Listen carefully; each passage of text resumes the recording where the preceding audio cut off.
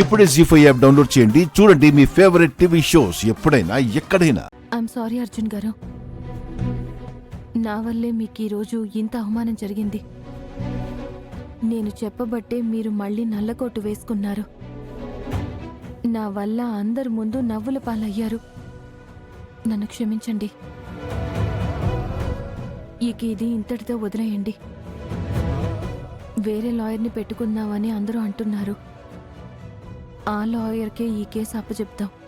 Sorry Lakshmi, ఈ case నుంచి నేను తప్పుకోదలుచుకోలేదు. ఈరోజు నేను ఆ చాణక్యతో వాదించలేక కాదు, నీ గురించి ఆలోచించి కామ్గా ఉండిపోయాను. నా గురించా? అవును, ఆ చాణక్య ఈ కేసుని పార్వతితో స్టార్ట్ చేశాడు. నిజానికి ఈ కేసు మొదలైంది నీతో. నాతోనా? ఈ కేసుకి నాకు ఏం సంబంధం అర్జున్ గారు?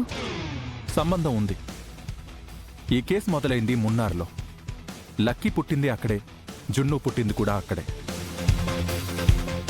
అప్పుడు నువ్వు కూడా అక్కడే ఉన్నావు, భాస్కర్ ఇంట్లో ఉన్నావు. నిన్ను హాస్పిటల్కి తీసుకువెళ్ళింది మిత్ర. ఈ విషయాలన్నీ బయటికి రావాలి. కానీ కోర్టులో అవన్నీ చెప్తే నువ్వు మిత్ర దృష్టిలో మరింత చెడవుతావు. అందుకే నేను ఆగిపోయాను. నేను మున్నార్లో ఉండడానికి లక్కీ పుట్టుకకు సంబంధం ఏంటి అర్జున్ గారు? అది నాకొదిలే, నేను చూసుకుంటాను.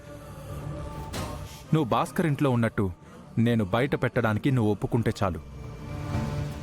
రేపు కోర్టులో విచారణ మరోలా ఉంటుంది. లక్కీని క్షేమంగా మిత్ర చేతుల్లో పెడతాను. కాకపోతే నువ్వు అక్కడే ఉండి కూడా ఎందుకు చెప్పలేదని మిత్ర నీతో గొడవపడే ప్రమాదం ఉంది. అందుకే నువ్వు ఆ విషయం బయట పెట్టలేదని కూడా నాకు తెలుసు. కానీ ఇప్పుడు తప్పదు లక్ష్మి, లక్కీ కోసం తప్పదు. నిర్ణయం నువ్వే తీసుకో. ఆ నిజం బయటపడ్డాక జరిగే పరిణామాల్ని నువ్వు ఫేస్ చేస్తాను అంటే రేపు నేను కోర్టులో వాదిస్తాను. లేదంటే నువ్వన్నట్టు మరో లాయర్ని తీసుకోండి, నాకే అభ్యంతరం లేదు. ఆలోచించి నిర్ణయం తీసుకో.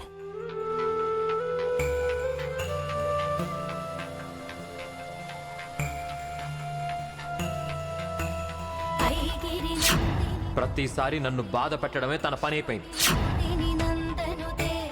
నువ్వు తప్పులు చేసి మిగతా వాళ్ళని బలి చేయడం నీకు అలవాటే కదా. ఎలాగో లక్కీ వల్ల బతికి బయటపడ్డాను. నా బతుకేదో నేను బతుకుతుంటే మళ్ళీ నా జీవితంలోకి వచ్చింది. ఇప్పుడు లక్కీని నాకు దూరం చేయాలని చూస్తోంది. ఇప్పటికే ఆయన నన్ను అపార్థం చేసుకుంటున్నారు. ఇప్పుడు ఈ నిజం బయటపడితే ఇంకెలా తీసుకుంటారు? ఏం చెయ్యాలి? జీ5 యాప్ డౌన్లోడ్ చేసి అన్ని ఎపిసోడ్స్ పూర్తి ఉచితంగా చూడండి.